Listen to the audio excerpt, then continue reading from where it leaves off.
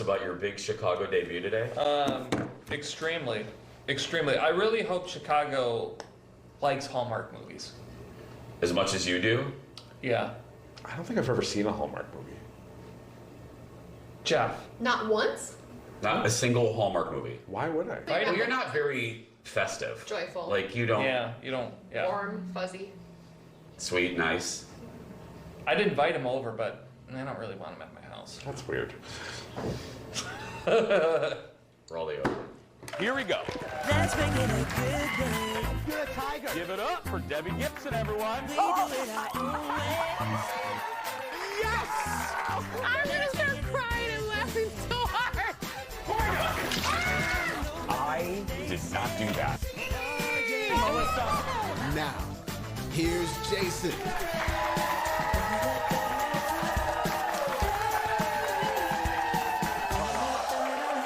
Hi, everybody. Welcome to the show. You are in trouble. Welcome to the show, everybody. Thank you for being here. Happy Monday. Thank you. We're glad that you're here, kicking off a brand new week. Such a good show today. People that know me think that I'm a Disney World expert. She makes me look like an amateur. Brooke McDonald is on the show today. She is a social media superstar that's going to tell you how to save a lot of money. Plus, somebody on the staff, and I won't say who, but somebody on the staff just got into a lot of trouble with Netflix. I'm not going to say who, but I'm getting ready to introduce her. Let's start the show, everybody. Let's do it.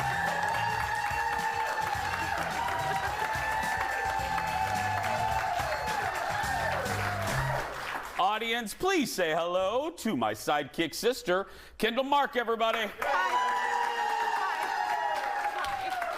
How you doing? I'm fine. Yeah. Hey, I heard a rumor that you are in Netflix jail. Purgatory. Are you in Netflix purgatory? Did you get busted? Are you one of the people? I did. I was so upset. You are a victim of their password crackdown? I would like to say I'm a victim as well. I am a victim of this injustice. Okay, yeah. So, my husband was camping this weekend with, ironically, my mother-in-law, whose Netflix we steal. He's gone, and I'm like, I'm gonna watch all my juicy things now that he's not here. And I got the screen that was like, you are not part of the main account. Would you like to add an account? Are you traveling? I was like, You got busted. I was shamed. The free ride is over. We are Wow. cut. The gravy train ends. I know. Well, and Jordan, when it didn't happen right away, we were both kind of like, he said, well, my mom and Mike have had Netflix since you got the DVDs in the mail. So maybe they have some in and we're not going to get cut off. Wait a minute. You thought, now I love your mom, but you thought Sid was super, super special. Oh, no, not my mom. She doesn't give me anything. Oh. This is Jordan. Whoa. Your mom watches this show. Okay. To be clear, I meant she doesn't give me her passwords for the thing. Oh, this is your mom-in-law. Jordan, my mother-in-law. Got it. Who also watches the show. Hi, Diane. Yeah. But yeah, so she was, I guess they went camping, and I texted her, and I was like, it's over. It's officially over. Yes. And he's like, my mom says if you want, you could add it. We just have to pay them. And I was like, no. It's $8. It's $8 more. No. And I don't know. I have several people on my account. Not anymore. I'm not gonna. No, I do. I have a couple people. I don't know where we stand right now with the account. Just wait till you get your I'm bill. waiting. I'm going to hear from my mom if she gets cut off, and I'm going to hear from Dar immediately. I haven't yet. I don't know. So. Well, just so you know, you can, as that user, just add the information. So I think I didn't do it, but you might just get a bigger bill. That's fine. My mom is worth. Bill. I will spend $8 more to make sure Dar has quality. To make sure Dar has quality Netflix entertainment. Yeah. Well, I'm about to start a GoFundMe, so if anybody's interested. Well, yeah. Oh, yeah. I'm sure the audience is going to feel real bad for you. Yeah. You can be on our account if you want. Thanks. Yeah, but it'll get kicked cost you off. the $8. Yeah. Let's get started, everybody. It's time for the hot dish. Roll it. Here we go. Oh, it's down here now. There we go. First up, just when he thought Jennifer Coolidge's run on The White Lotus was over, think again. The series creator, Mike White, says that he's considering a prequel series. That's right, he's considering a prequel series centered on Jennifer's character. He said he's considered making Jennifer 20 years younger and says he bets she would be down for it. Jennifer won an Emmy for her role in The White Lotus. Mike is already at work on creating season 3, which we hear is going to take place somewhere in Asia. Somewhere in Asia. I don't know. Do you think it would work? Because you loved this show, the second season, right? A prequel? Yeah. Yeah, no. Look, I love Jennifer Coolidge's character, but the problem with prequel is the problem with prequels. Prequels, there's no drama because we know where the story ends. You know, we know Jennifer's fate, so there's no danger, there's no drama, and that's the overall arching problem with all prequels. And look, we had a good run with Jennifer's character. I don't know if we need. No, we did. We had a good run. I mean, it doesn't. That's the problem. Look, and I'm guilty of it too. When we love something in pop culture, my God, we go back to that teat. You know what I mean? We go back to the teat until that cow doesn't have any more milk. And it's like, leave the teat alone. Leave it alone. Yeah. I mean, I could have done without that expression. I'm sorry. I'm a farm boy, so that's why, you know. Sure. Okay. Indoor kid. People in Chicago believe me. Stop it. Anyway, next on the dish. The godfather of Marvel, Stan Lee, is the subject of an upcoming Disney Plus documentary. Bless you. The trailer dropped over the weekend. Look at this. Look great, Hef. Ladies and gentlemen, that's a camera wrap on the creator of Iron Man, Mr. Stan Lee. Hi, I'm Stan Lee, editor of the Marvel Comics group of superhero comic magazines. We didn't have any money. It was during the Depression, but I would read everything I could get my hands on. And man, I felt as though I could go anywhere. What I tried to do was write the kind of stories I would want to read. Our superheroes are the kind of people that you or I would be if we had a superpower. It's really a religious crusade, I like to think. Stan Lee hits Disney Plus on Friday. No, we were just saying this. You think of, especially now, where movie studios, especially, Disney, Warner Brothers, most of the big movies now are superhero movies. So think of a guy that has touched pop culture more right now than that man right there, creating and co-creating some of the biggest characters around. I mean, it's no small feat. No, and I think even if you're not interested in the Marvel Universe, whatever that is to you, it's always really fascinating to hear about people's lives who have done something so incredibly huge with their life. Yeah. Just his life story in general is fascinating. I just always loved trying to find out where he was in all the because all the Marvel movies, the modern day ones, Stan Lee would pop up like Alfred Hitchcock used to. So it's always fun to see where's Stan going to pop up now, and where is he? He's just a good guy. I only had the chance. I interviewed him once. You did? Very nice, yeah. Once, I think he was here for something, and it was a weird day because I went from interviewing him, and then I went to interview Maya Angelou in the same day, and it was like, yeah. I went, I went from I know why the caged bird sings to I know why Superman flies. And it was just like, it was like that. I don't know. Let's move on. Next in the dish. Quite the day. Quite the day. Next in the dish, the Tony Awards were held last night on CBS. That's right. I knew audience coordinator Aaron would get a big applause from that. But it looked different this year because it happened amid the Hollywood writer's strike. The show and the Writers Guild reached an agreement. I'm glad they did this for no picketing. And how they did this, there would be no writers working on the show. And that meant no monologue. Instead, they did a dance number. Look.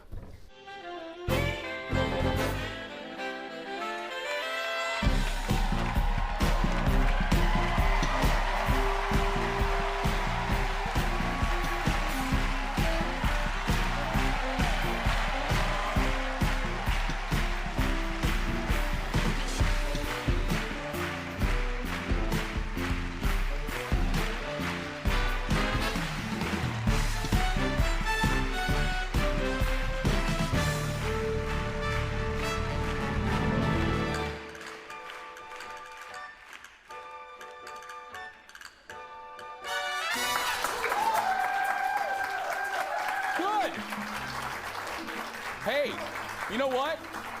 It's better than most of the monologues done for these award shows. Seriously, I would watch this all day. Ariana DeBose was the host yesterday. Kimberly Akimbo, a show about a high school girl with a genetic disorder, won Best Musical. Yeah, amongst other. Some Like It Hot was a big winner. And then no award though for Lea Michele for. Oh, that's why she can't be nominated. That's right. Jeff said that before the show. She can't be nominated. But a little bit of dish. Yes. Alex Newell, who is in, I believe, Some Like It Hot. Shucked. The Corn musical. Alex and Lea famously had a little feud. Alex revealed how Lea allegedly treated them during the making of Glee. Well, it seems they made up because Lea posted a beautiful photo of the two of them during the Tony Awards. I thought, there's peace in the valley. There's peace in the valley. Yeah. I loved that number, and they didn't sing or have any music, like actual words too, as kind of a nod to the writer's strike. Yeah. The actors performing in that. I thought it was perfect for the Tonys, one. But two, also, I just thought that just doing something a little bit different kind of makes people actually interested in it again. Absolutely. You know? Lots more to come. I hope you stay interested in this show. We'll be right back in a moment, everybody.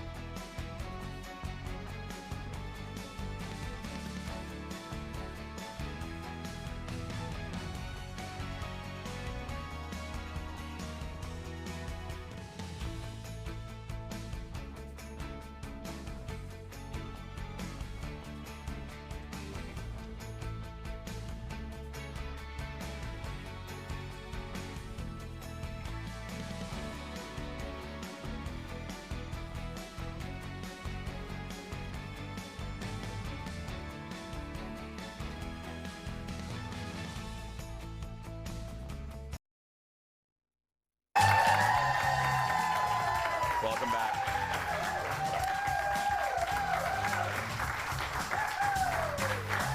Welcome back, everyone.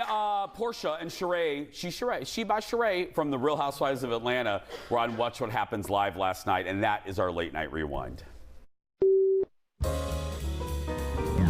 Who's the most embarrassing celebrity you've ever had a sex dream about? Oh, embarrassing celebrity I've ever had. Oh, I don't have dreams. What? I don't dream. I don't sleep enough to have a dream. You don't sleep enough to have a dream? I don't get into REM sleep. No, I don't. Okay, well, we need to talk about that. We do. What Real Housewife is the biggest bully on social media? Oh my God. I would have, on your show? No, on Period. Oh, period? I would have to say Brandi Glanville. Okay. And Candace Dillard. Yeah. Yeah. Oh, well, Brandi doesn't surprise me. Yeah, Brandy doesn't surprise me at all. She's like I like the drama that she stirs sometimes, but she's a little too much. A little too much. It's time for a special serving a hot dish all the way from Hollywood. Audience, give it up for Brad from TMZ. Hey, good morning, Jason. Hey, everybody. Hi, buddy.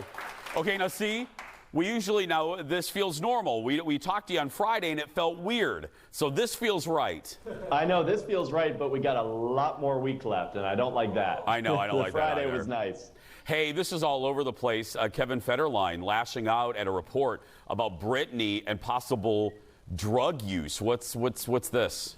This got pretty intense over the weekend, Jason, because there was a report done that quoted Kevin Federline and said, you know, allegedly he had said that he feared that Britney Spears was on meth, and he hoped that that would get exposed so that she could get some help. Now, clearly Kevin saw that report, and he is refuting it because he gave us a statement yesterday where he slams this report. He said, this is just all lies. It's hurting my family. It's kind of dragging Britney down as well. And the reason I find this so interesting is because it's no secret Kevin and Britney haven't gotten along for what feels like decades now, but at least the last several years, because remember, they have 2 sons together. Britney has not seen those boys in over a year. So to see him defend her like this, you really have to kind of assume, or you have to at least believe him, that he didn't make these claims.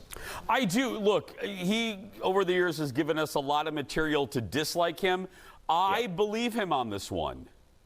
Yeah, and that's kind of how I felt too, especially because it's an on-the-record statement. He's really kind of going in on this reporter that claims that he said these things. And just for that on its face, you have to kind of feel that he's telling the truth. Next up, Tom Schwartz appears to try to distance himself from the Vanderpump scandal. What's he saying? Yeah, I mean, and rightfully so, because Tom Schwartz and Tom Sandoval, they were best friends. They have a business together. They own a restaurant here in Los Angeles together. But Tom Schwartz, he is about to be on the new Fox show that you see there, Stars on Mars, that's going to be premiering tonight. And he talks Sandoval. He says, look, I'm trying to distance myself from Tom for a little bit. Obviously, we were business partners and continue to be business partners. But what he did just isn't right. And you see Tom Schwartz really realizing that. Finally, The Bachelor. By the way, I can't wait to watch Stars on Mars. I'm going to watch it tonight. It's the most ridiculous title ever, but whatever. It's the best. I know, I can't wait. Finally, The Bachelor from earlier this year says he's done with reality TV. Yeah, and it's kind of interesting too, because you kind of wonder, okay, when does the fame or the 15 minutes, if you will, run out? And it's Zach Shallcross, who of course was The Bachelor. He did get engaged on the show, but he tells us, look, I've done the club appearances. I've made the reality show life work for me, but now I'm ready to get back to a 9-to-5 and have a consistent paycheck and do something I'm really passionate about. And you have to imagine, I think they've done over 25 seasons now, The Bachelor, close to 20 for Bachelorette. That's a lot of people who are looking for work after this reality TV lifestyle kind of runs out. If you are a former Bachelor, call 1-800. Yeah. That's it. And he wants a sales job. I mean, good for him. Well, I mean, hey, I always wonder how these people can get all this time off of work. You know what I mean?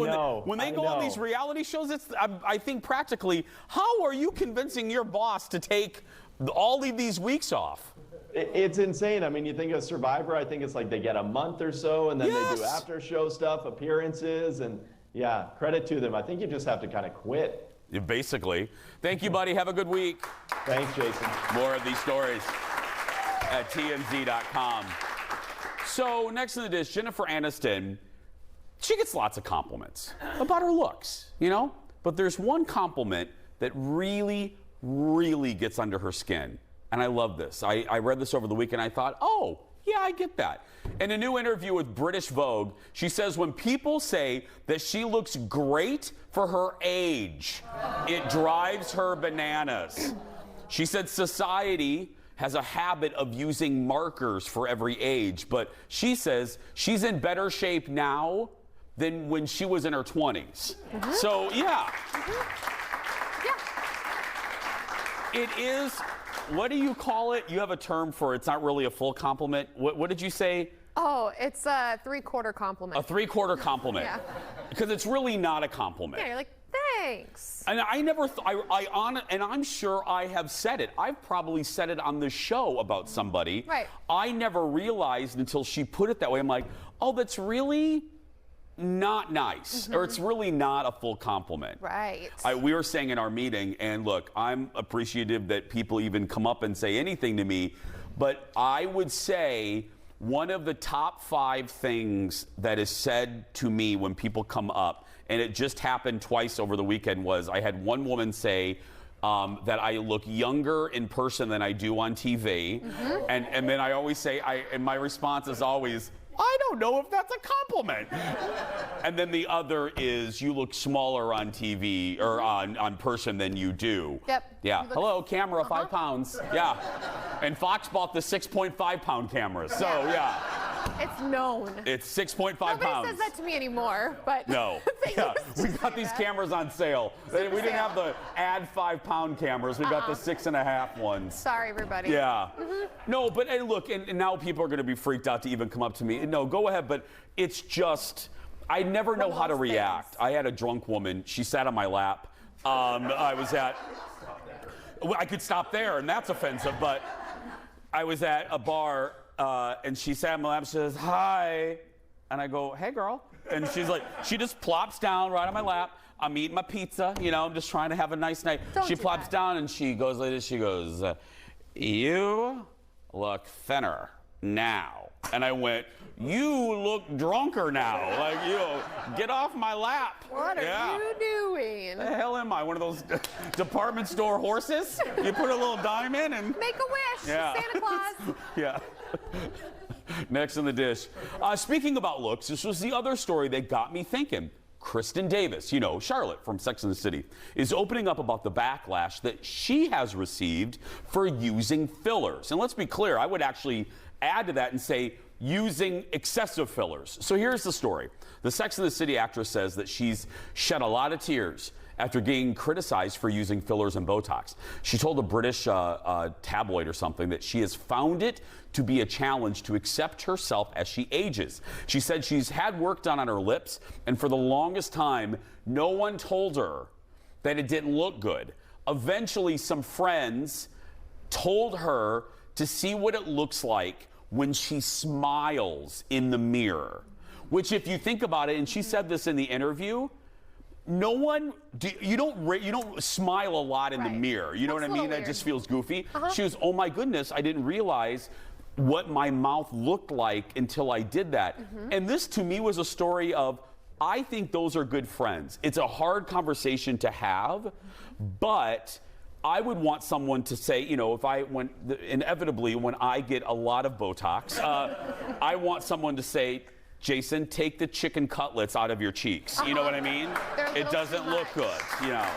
My cheeks are big enough. But no, don't you think it's a story of being a good friend, an honest friend? Oh, definitely. And I think it's just the age-old story of Hollywood, too, where everyone wants you to look younger. And so you do the things to look younger, and then everybody makes fun of you because you're doing the things to look younger. Yeah, it's the damned if you do, damned if you don't. You can't win. Well, Courtney Cox famously, remember? She did fillers, and then she had them dissolved all out because she realized and I think she looks phenomenal now. Right. Yeah, but God forbid women...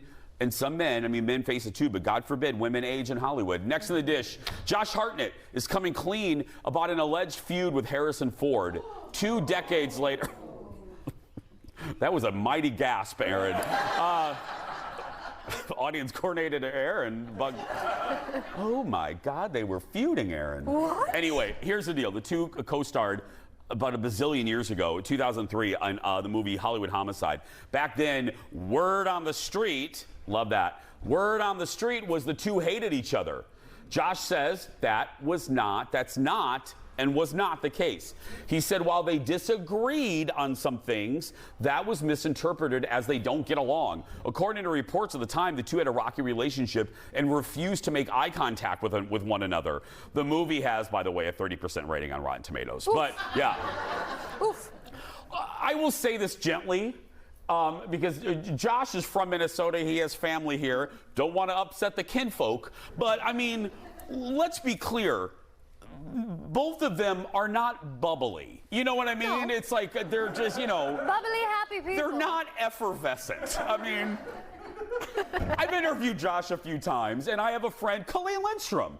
My buddy knew him as a kid. Everyone says he is very nice, but not very effervescent, you know. And then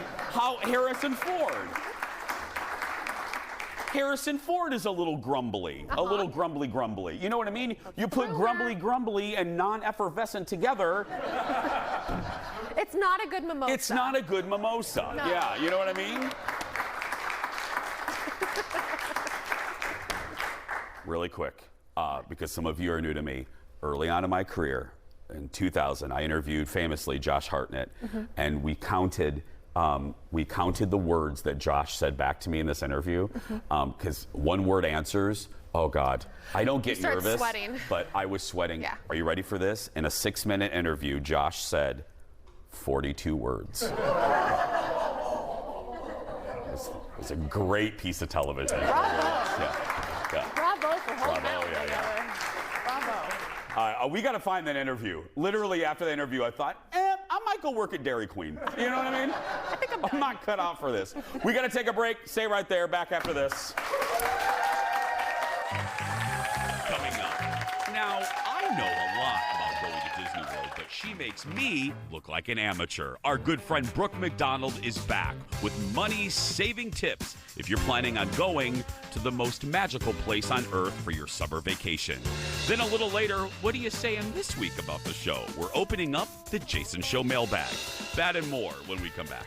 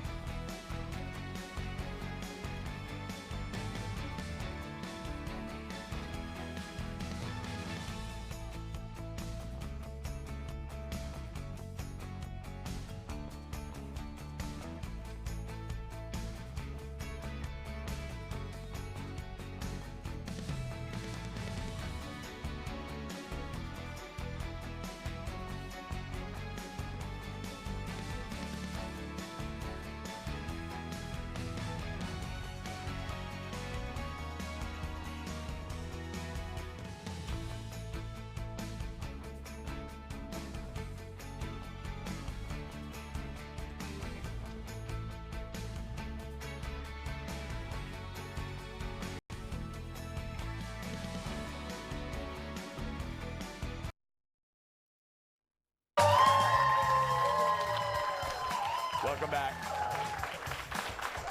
Woo!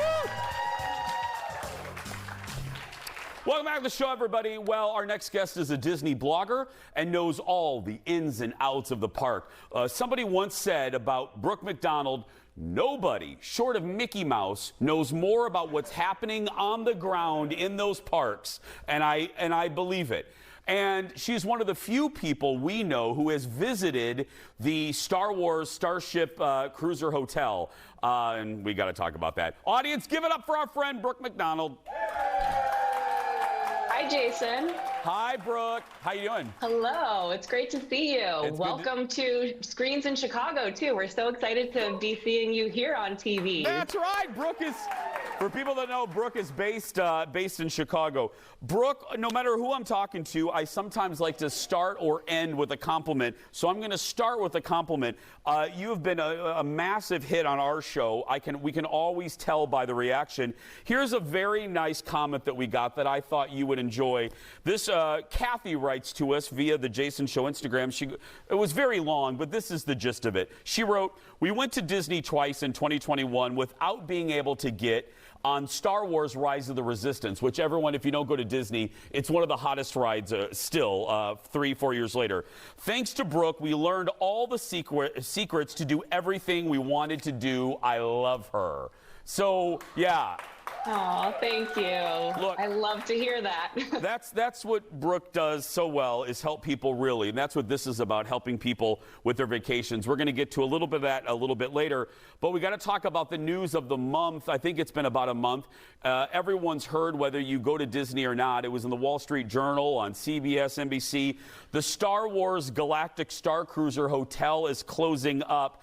I know the answer, but how are you feeling about it?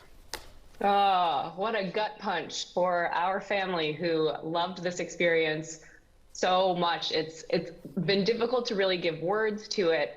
It was truly the most powerful, impactful experience we've ever done as a family, our absolute favorite vacation we've ever done. We have been multiple times. Fortunately, we have another chance to go. We're going to return one more time as a family, and I'm going with a bunch of super fan friends to say goodbye to it at the very end as well. It's just a huge shame. I was going to say, for people watching, Brooke, that won't get to go, never got to go, what's the single biggest loss? Is it the fact that it was really, it was that Disney magic completely immersing you? Is that a good way to say it? It really is. And I just think, part of the problem was that there hasn't really been time to get the word out about what this really was. It's not a hotel. And people said, they saw the price tag and they said, well, that's the most expensive hotel I've ever heard of. But it truly was this immersive experience where you really came together with your family and with the other guests, and you're surrounded by the most talented performers and really attentive cast members, and it just created this in 45 hours, this feeling of connection, and just it was emotional, it was beautiful, it's just incredible. So I'm really sad for the people who created it, that it didn't get a longer chance. I've heard so many people say, gosh, we were just waiting until our kiddo was 7 and could be old enough to do the lightsaber training, or we'd been saving up, or we were going to go for our honeymoon. And so I just think, I'm afraid the plug was pulled too early, and we didn't have time to get the word out about how great it was. And it's closing in September. And Brooke, it did not take long for the remaining voyages to get booked. Am I right on that?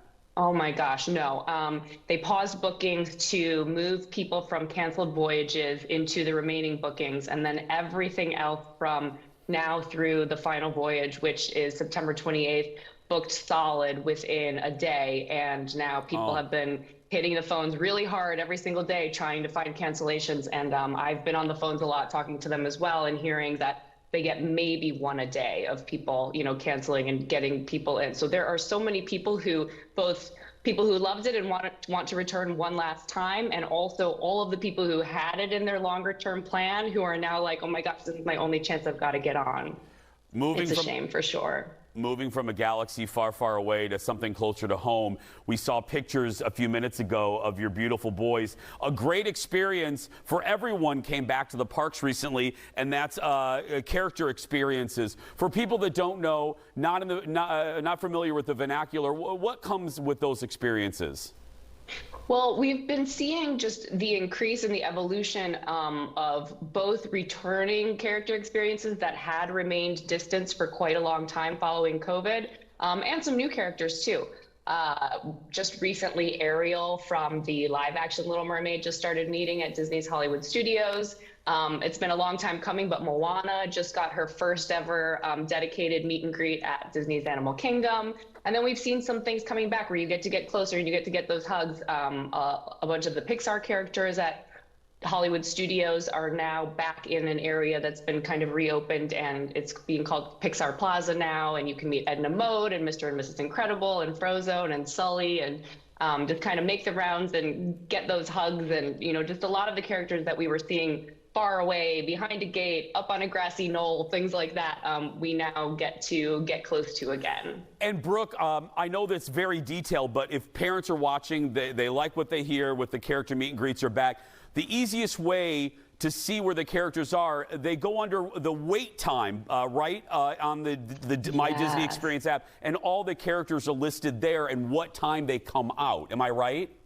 That's exactly right, and it's kind of hard to find. So I'm glad you pointed that out. It's there's a home button, a little house, and then it's the one just to the next of it. And if you hit that, it's underneath where the wait times are, and you can see a list of characters. And I do really recommend, if you want to see a particular character, to be sure to check those times. They typically do not meet for the whole open to close of the park. A lot of them end at 4 o'clock. Moana has pretty limited hours, and then they come and go a lot. So just keeping an eye on that. And also weather does impact character meets too, depending on the costuming and whether they're meeting outside uncovered. So if you've got a priority, definitely keep an eye on those times.